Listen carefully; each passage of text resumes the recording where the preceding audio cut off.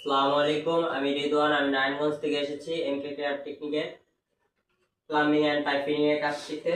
তো এখন আমি পাইপ কিভাবে লাগিয়েছি খুলে দেখাবো। আসসালামু আলাইকুম, আমি ফাহিম আহমেদ ময়মনসিংহ থেকে এমকে টেকনিক্যাল ট্রেনিং ইনস্টিটিউটের প্লাম্বিং এবং পাইপ ফিটিং বিভাগে ভর্তি হয়েছি।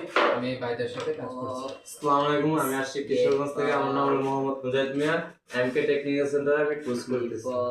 আসসালামু আলাইকুম ওয়া রাহমাতুল্লাহি ওয়া বারাকাতুহু। আমি এমডি রায়হান আলী, শেরপুর জেলা থেকে আসছি।